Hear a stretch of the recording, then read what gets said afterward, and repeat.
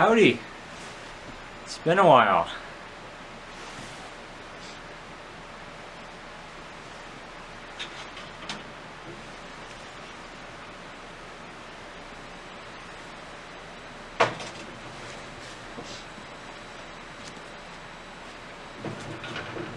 Got my favorite fiction book, Moby Dick. Some hot chocolate and a cookie. I think we'll have a nice old time. So if you'll join me, the last video, we ended up at the end of chapter 2. And if y'all will recall, basically Ishmael is looking to go on a voyage, and he gets delayed a little bit because his ship isn't there, or something happens, and so he goes to Nantucket. Yeah, I think so. It's been a while since the last episode, so my recollection is not perfect. But at the end of chapter 2, Ishmael was about to enter into this nice inn, and I thought it would be amazing to wait until we came here. This is a cabin in North Carolina, up in the mountains. Christmas, winter. It's in the dead of winter in this book, so relevancy. Okay, well, I don't know if this is appropriate. I've got a little stool. Ow. Okay. Okay. Does that look appealing? Okay. So the third chapter is called The Spouter Inn. So I'm going to assume that Ishmael is going to be talking about the Spouter Inn, of which he is going into. So yeah, I'm not going to belabor us much further, but I want to thank you for watching this video preemptively, and I hope y'all have fun. Okay, so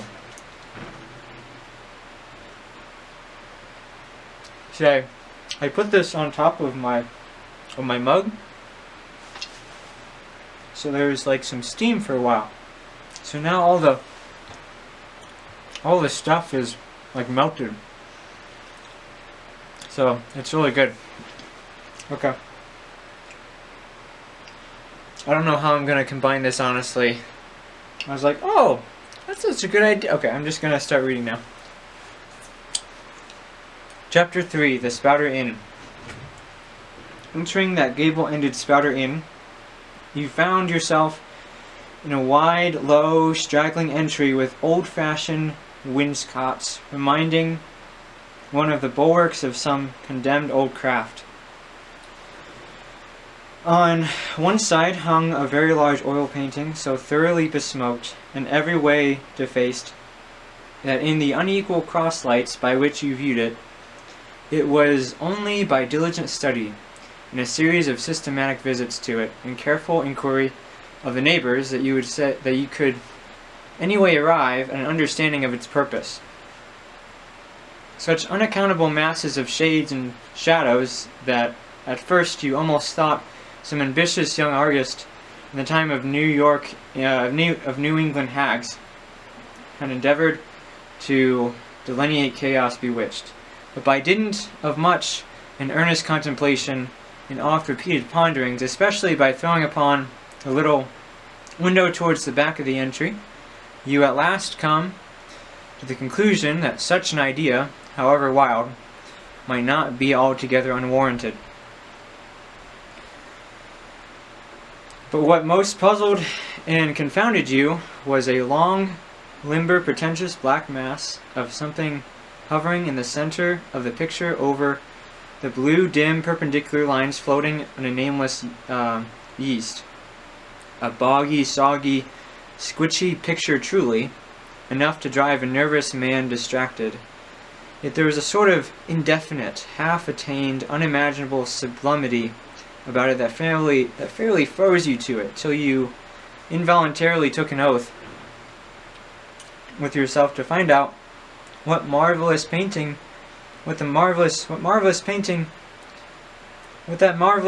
meant.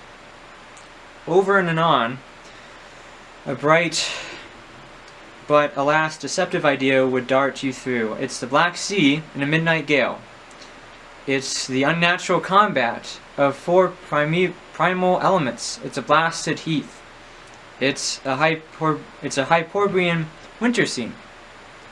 Referring to a famous artist, I suppose. It's describing a painting that as he's walking into the cabin, or into his the place in Nantucket, by the street, he's describing the inside, and I suppose that this is some sort of painting that he's trying to describe.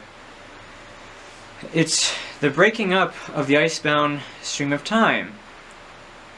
But at last, all these fancies yielded to that one pretentious something in the picture's midst, that once found out, and all the rest were plain. But stop. Does it not bear a faint resemblance to a gigantic fish, even the great Leviathan himself, the whale? In fact, the artist's design seemed this, a final theory of my own, partly based on the aggregated opinions of many aged persons with whom I conversed upon the subject. The picture represents a Cape Horner in great hurricane. The half-foundered ship weltering there, with its 3 dismantled masts alone visible. And an exasperated whale, purposing to spring clean over the raft. It is in the enormous act of impaling itself upon the 3 mastheads. So as he's walking into this hotel, there's this painting of a ship near in a great hurricane, and a whale is kind of dying next to it. So this is certainly seems to be a place that loves whaling, as we can tell already. The opposite wall of this entry was hung over with a heathenish array of monstrous clubs and spears. Tools for whaling. Some were probably thickly set with glittering teeth resembling ivory saws. Others were tufted with knots of human hair. And one was sickle-shaped, with a vast handle sweeping round like the segment made in the new woman grass by a long-armed mower. You shuddered as you gazed, and wondered what monstrous cannibal and savage could have ever gone a death harvesting with such a hacking, horrifying implement. Mixed with these were rusty old whaling lances and harpoons, all broken and deformed. Some were storied weapons. So, this is a well-worn place by many whalers that come here. With this once long lance, now wildly elbowed, 50 years ago did Nathan Swain kill 15 whales between a sunrise and a sunset. And that harpoon, so like a corkscrew now, was flung in Javan seas and run away with by a whale. Years afterwards, slain off the Cape of Blanco. The original iron entered nigh the tail, and like a restless needle sojourning in the body of a man, traveling full 40 feet, and at last was found embedded in the hump. Crossing this dusky entry and on through yon low arched way cut through what in old times must have been a great central chimney with fireplaces all around, you enter the public room. So he's moving away from that area, and he's going to the public room now. A still duskier place is this, with such low ponderous beams above, and such old wrinkled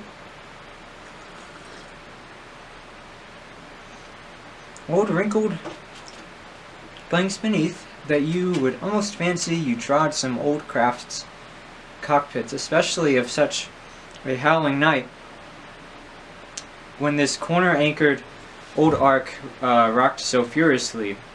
On one side stood a long, low shelf-like table covered with crackled glass cases filled with dusty rarities gathered from this wide world's remotest nooks. Projecting from the further angle of the room stands a dark-looking den, the bar, a rude attempt at a right whale's head. By that there stands the vast arched bone of the whale's jaw, so wide a coach might almost drive beneath it. Within are shabby shelves, ranged round with old decanters, bottles, flasks, and in those jaws of swift destruction, like another cursed Jonah. By which name, indeed, they did call him. So this was, yeah. I was gonna make a comment, but I forgot the content of the book. There's a character that's named Jonah, that we'll probably meet, or not. Let's read on. Bustles a little withered old man. Okay, so he sees this guy named Jonah, who for their money dearly sells the sailors deliriums and death. Abominable are the tumblers into which he pours his poison, his drinks at his bar. Though true cylinders within, the villainous green goggling glasses deceitfully taper downwards to a cheating bottom. Parallel meridians rudely pecked into the glass surround these footpads goblets. Fill to this mark, and your charge is but a penny. To this, a penny more, and so on to the full glass. The Cape Horn measure which you may gulp down for a shilling. Upon entering the place, I found a number of young seamen gathered around a table, examining by a dim light divers specimens of shrimp-shander. So, this is a word I didn't know. Shrimp-shander. It is basically carved ivory. So a lot of men that were at this tavern-looking place had a lot of like shrimp-shander, which is carved ivory, I think. Unless you look this up and it's just not that, then that's great. I sought the landlord, and telling him I desired to be accommodated with a room, received for answer that his house was full, not a bed occupied. What a shame. But avast, he added, tapping his forehead, you hadn't no objections to sharing a harpooner's blanket, have ye? I suppose you're going a whaling. You better get used to that sort of thing. I told him that I never liked to sleep two in a bed, that if I should ever do so, it would depend upon who the harpooner might be, and that if he, the landlord, really had no other place for me, and the harpooner was not decidedly objectionable, why, rather than wander further about a strange town on such a bitter night, I would put up with the half of any decent man's blanket.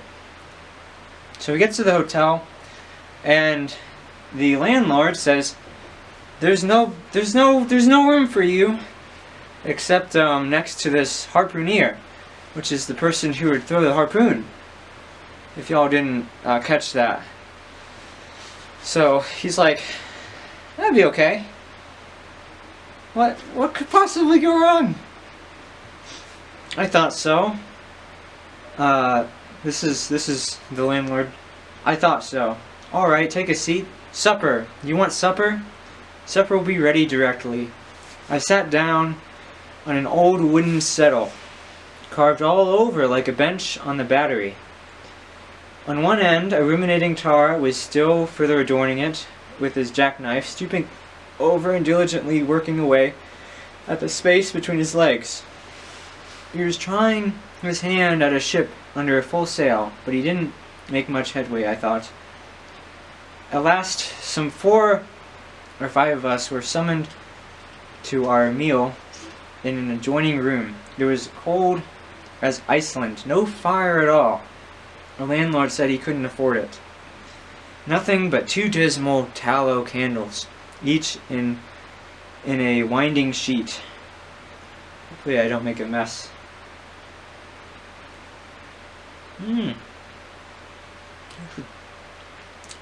Good.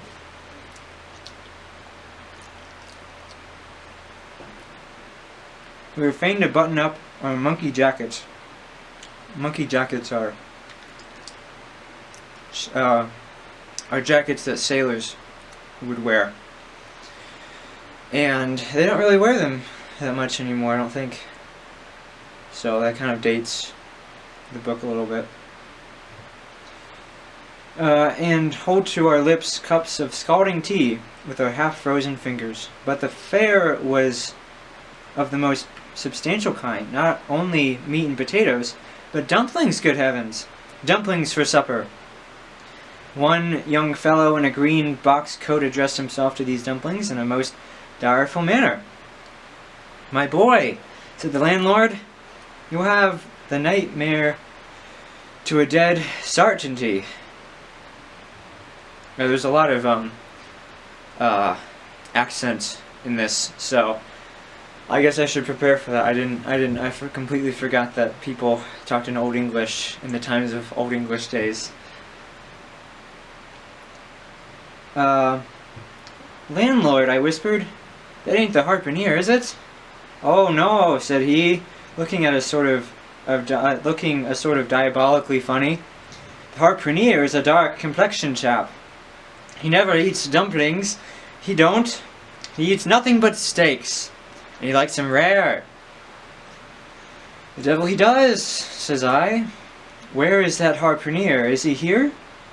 "He'll be here before long," was the answer.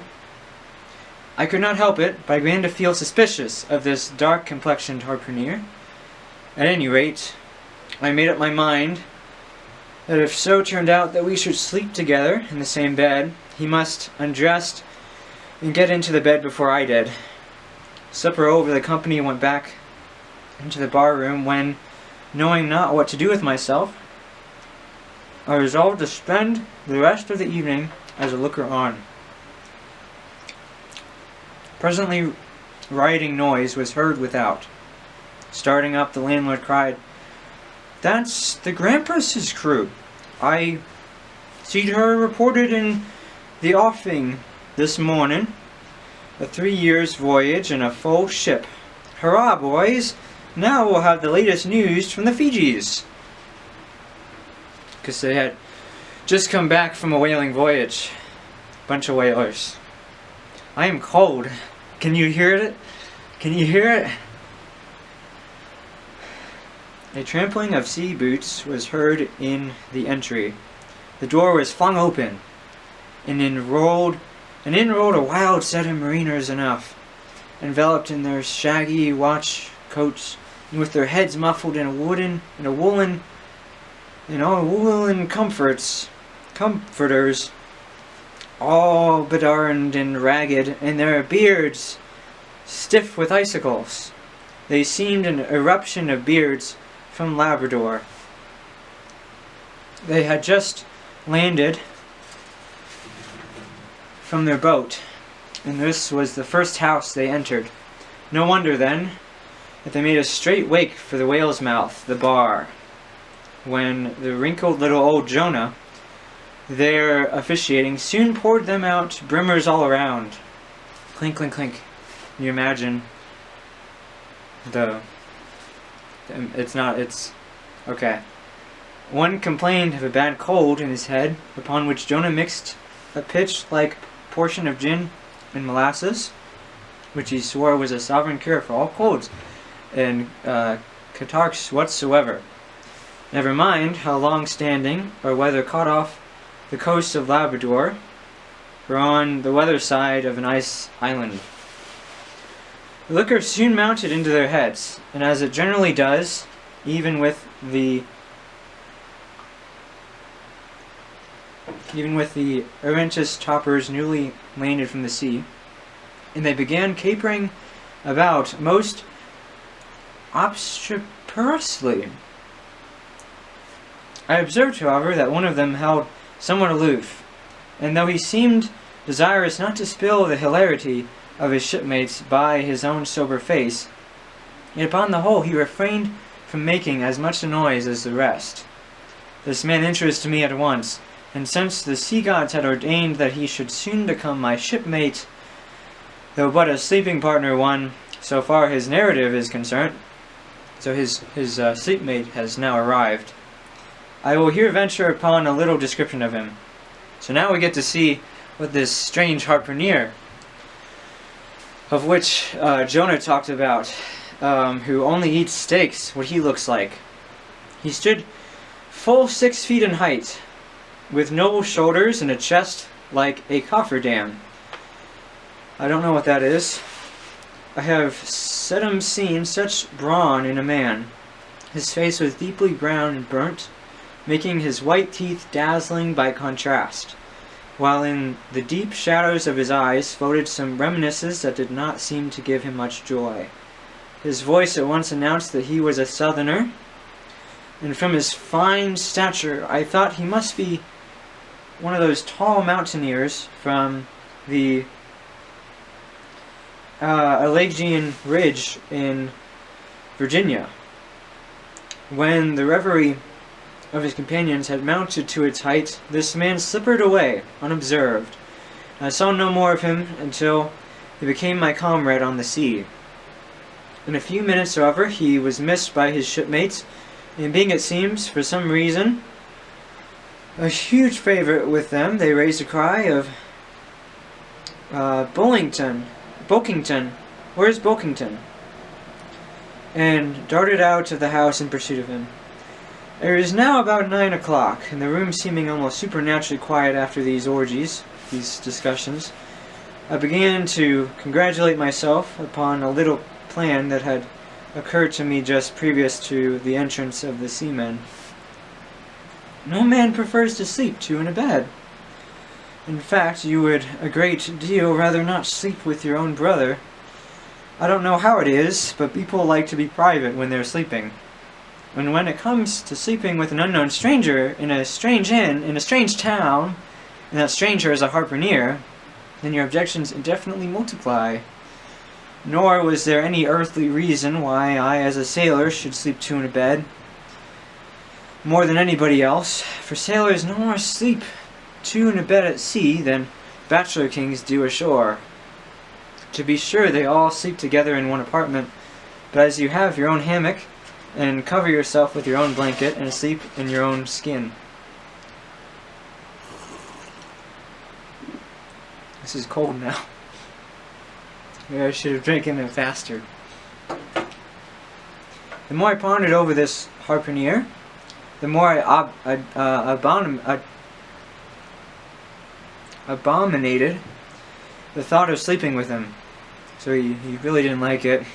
It was fair to presume that linen or woolen, as the case might be, would not be of the tidiest, certainly none of the finest.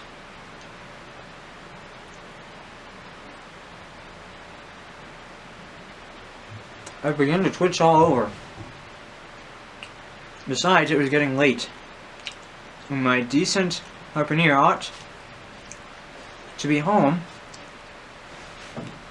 and going bedwards. Suppose now he should tumble in upon me at midnight. How could I tell him from that vile hole he had been coming?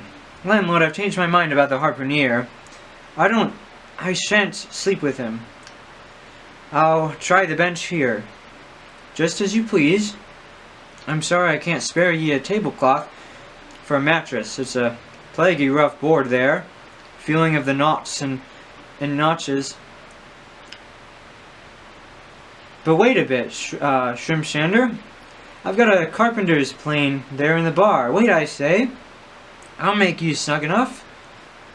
So saying, he procured the plane, and with his old silk handkerchief first dusting the bench, vigorously set to planning away at my bed, and while grinning like an ape, The shavings flew right and left, till at last the plain iron came bump against an indestructible knot. The landlord was near spraining his wrist. I told him for heaven's sake to quit, like scraping this bench. The bed was soft enough to suit me.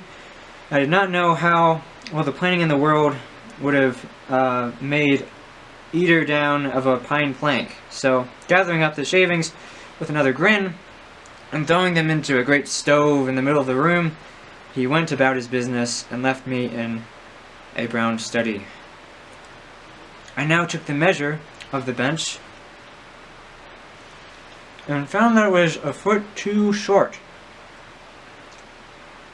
That could be mended with the chair. But it was a foot too narrow, and the other bench in the room was about 4 inches higher than the planed one.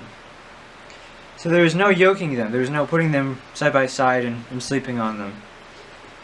I then placed the first bench lengthwise along the only clear space against the wall, leaving a little interval between for my back to settle down in.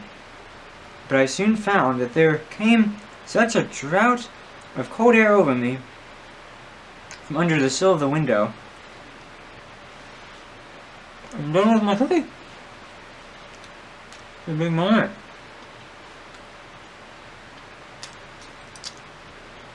I hope that all of y'all are nice and cuddled up, listening to me reading this book. I'm going to check to see how many pages I have left. I did not plan how long I was going to leave.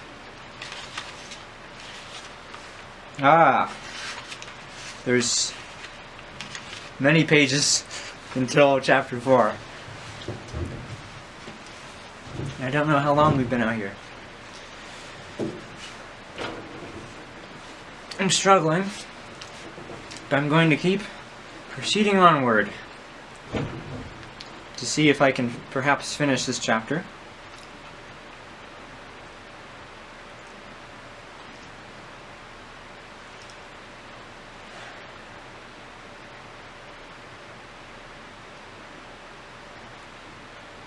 Okay, this plan, but I soon found that came such a draught of cold air over me from under the sill of the window that this plan would never do at all, especially as another current from the rickety door met the one from the window, and both together formed a series of small whirlwinds in the immediate vicinity of the spot where I had thought to spend the night. The devil fetch that harpooner, thought I, but stop! Couldn't I steal a march on him, bolt his door inside, and jump into his bed not to be wakened by the most violent knockings? It seemed no bad idea, but upon second thoughts I dismissed it. For who could tell but what the next morning, so soon as I popped out of the room, the harpooner might be standing in the entry, all ready to knock me down.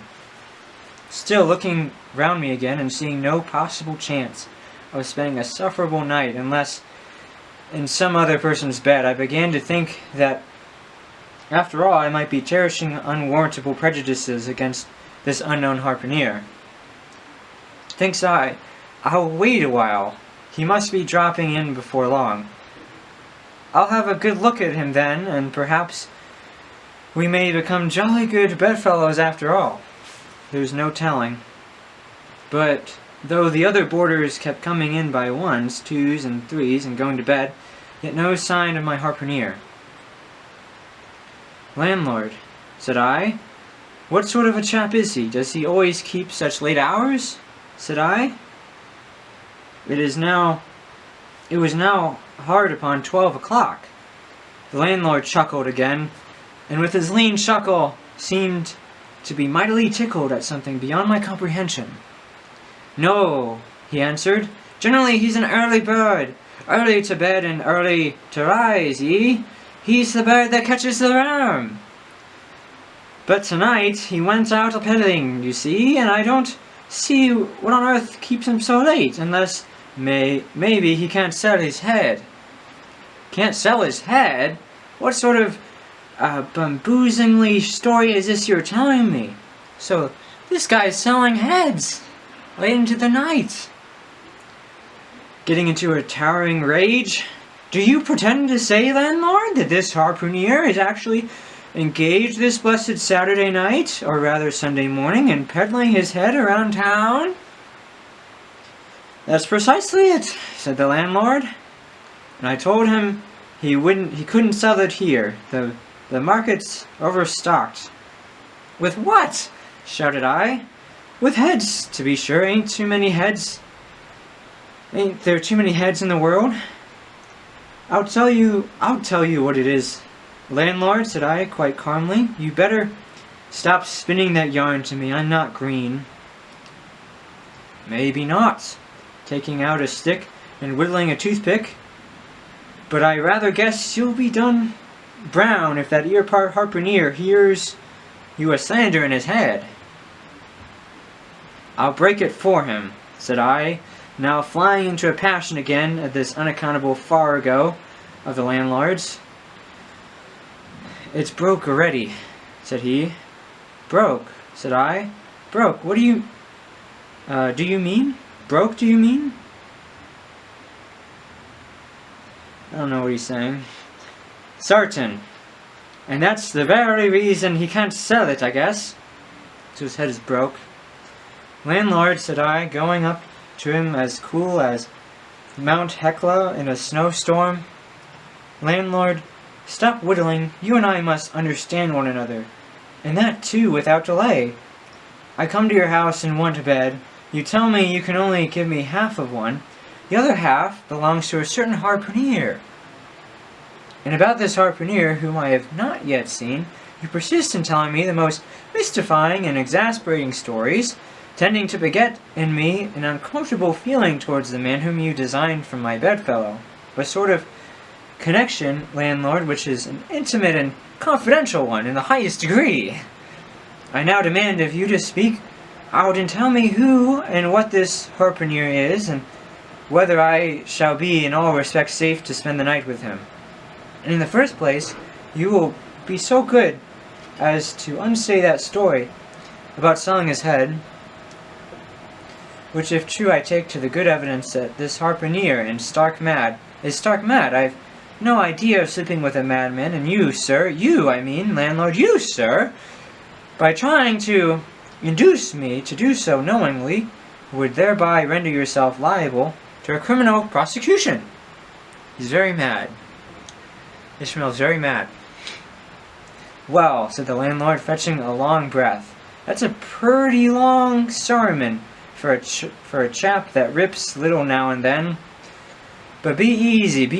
This here harpooner I have been telling you of just arrived from the South Seas, where he bought up a lot of bomb New Zealand heads. Great curios, you know.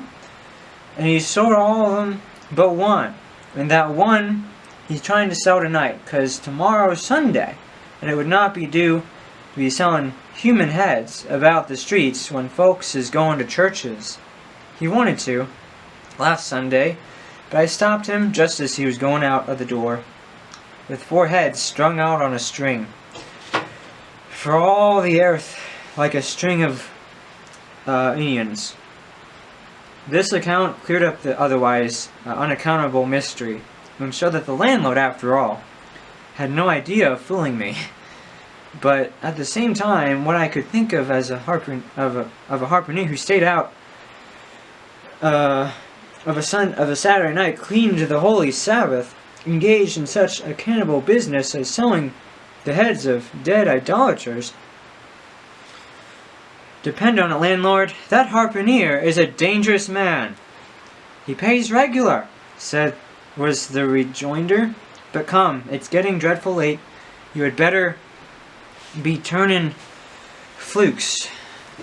That was a whale pun, I suppose. That's a nice bed. Sal and me slept. Oh, there's no thing. Oh, what do I do? There we go. My leg. Sal and me slept in that here bed the night we were spliced. There's plenty of room for the two to kick about in that bed. It's an almighty big bed, that. Why, afore we give it up, Sal used to put our Sam and little Johnny at the foot of it, but I got dreaming and sprawling about one night, and somehow Sam pitched on the floor and came near about breaking his arm. After that, Sal said it wouldn't do. "Come along here, I'll give ye a glim in a jiffy." And so saying, he lighted a candle and held it towards me, offering to lead the way. But I stood irresolute, and when looking at a clock in the corner, he exclaimed, "Ay vum, it's Sunday. You won't see that harpooner tonight. He's come to anchor somewhere. Come along then, do come, won't ye? Come."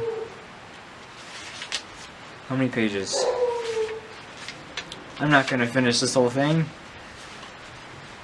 I considered the matter a moment, and then upstairs we went, and I ushered into a small room, cold as a calm, and furnished, sure enough, with a prodigious bed, almost big enough, indeed, for any 4 harpooneers to sleep abreast.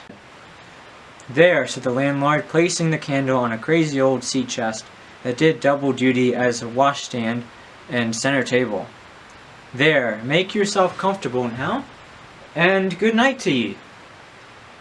I turned round from eyeing the bed, but he had disappeared. Folding back the counterpane, I stooped over the bed. Though none of the most elegant, it stood the scrutiny tolerably well.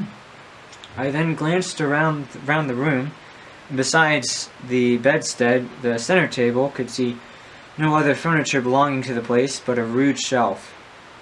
The 4 walls, and a papered fireboard representing a man striking a whale. The things not properly belonging to the room, there was a hammock lashed up, thrown upon the floor in one corner, also a large seaman's bag containing the harpooner's wardrobe, no doubt in lieu of a lamb trunk. There's a bunch of the harpooner's things that are in the room. Likewise, there's a parcel of outlandish bonefish hooks on the shelf over the fireplace, and a tall harpoon standing at the head of the bed.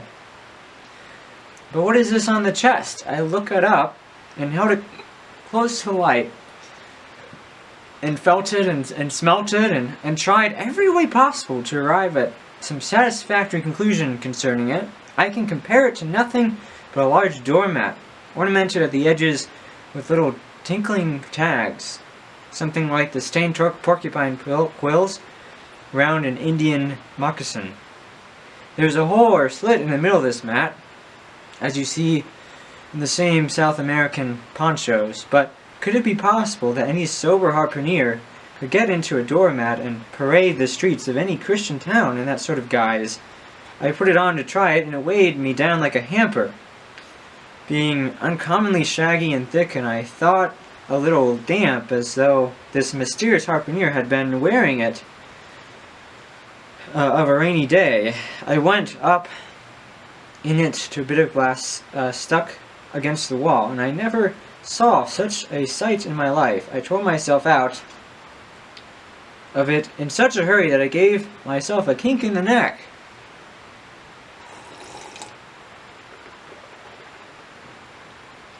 I sat down on the side of the bed and commenced thinking about this head-pedaling harpooner and his doormat. After thinking some time on the bedside, I got up and took off my monkey jacket. Here's the monkey jacket, and then stood in the middle of the room thinking. I then took off my coat and thought a little bit more in my shirt sleeves, but beginning to feel very cold now, half undressed as I was, and remembering what the landlord said about the harpooneers not coming home at all that night, it being so very late, I made no more ado, but jumped out of my pantaloons and boots, his pants. That's what, I think that's what pants are, that's what pants is short for, pantaloons. And then, blowing out the light, tumbled into bed and commenced myself to the care of heaven. So he's like, well, he's not going to come anyways, I'm just going to go to sleep. In the next paragraph, whether that mattress was stuffed with corn cobs or broken crockery, there is no telling, but I rolled about a good deal, and could not sleep for a long time. At last I slid off into a light doze, and had pretty nearly made a good offing toward the land of Nod, when I heard a heavy footfall in the passage, and saw a glimmer of light come into the room from under the door. Lord save me, thinks I, that must be the harpooner, the infernal head peddler. But I lay perfectly still and resolved not to say a word till spoken to. Holding a light in one hand and that identical New Zealand head in the other, the stranger entered the room, and without looking toward the bed, placed his candle in a good way off from me on the floor in one corner, and then began working away at the knotted cords of the large bag I before spoke of being in the room. I was all eagerness to see his face, but he kept it averted for some time while employed in enhancing the bag's mouth. This accomplished, however, he turned round, when, good heavens, what a sight, what a face! It was of a dark, purplish, yellowish... Okay, I've made a mistake. I said that he was describing the harpooner a while back, but that was a different harpooner, from a different voyage. This is a different man. That was a different guy. I'm sorry, I misled you. So yeah, I think that's a good thing. Like, he compares a normal harpooner and this guy that he has to spend the night with. This accomplished, however, he turned. Good heavens, what a sight! Such a face! It was of a dark purplish, yellowish color, here and there stuck over with large blackish-looking squares. He had a lot of tattoos. Yes, it's just as I thought. He's a terrible bedfellow. He's been in a fight, got dreadfully cut, and here he is, just from the surgeon. But at that moment, he chanced to turn his face so towards the light that I plainly saw that they could not be sticking plasters at all. Those black squares on his cheeks, they were stains of some sort or other. At first, I knew not what to make of this, but soon an inkling of the truth occurred to me. I remembered the story of a white man, a whaleman too, who falling among the cannibals, had been tattooed by them. I concluded that this harpooner, in the course of his distant voyages, must have met with a similar adventure. So he's saying, "Oh, I heard of a fellow whaleman who was tattooed by some cannibals. And this must be what happened to this guy." I concluded that this harpooner, in the course of his distant voyages, must have met with a similar adventure. And what is it, thought I, after all? It's only his outside. A man could be honest in any sort of skin, but then, what to make of his unearthly complexion? That part of it, I mean, lying around about and completely independent of the squares of tattooing. To be sure, it might be nothing but a good coat of tropical tanning, but I never heard of a hot sun's tanning a white man into a purplish yellow one. However, I had never been in the South Seas, and perhaps the sun there produced these extraordinary effects upon the skin. Now, all these ideas are passing through me like lightning. The harpooner never noticed me at all, but after some difficulty, having opened his bag, he commenced fumbling in it, and presently pulled out sort of a tomahawk, a sealskin wallet with the hair on. Placing these on the old chest in the middle of the room, he then took the New Zealand head, a ghastly thing enough, and crammed it down into the bag. He now took off his hat, a new beaver hat, and I came nigh singing out with fresh surprise. There was no hair on his head, none to speak of, at least, nothing but a small scallop knot twist up on his forehead. He had a knot for his hair. His bald purplish head now looked for all the world like a mildewed skull. Had not the stranger stood between me and the door, I would have bolted out of it quicker than ever I bolted a dinner. Even as it was, I thought something of slipping out of the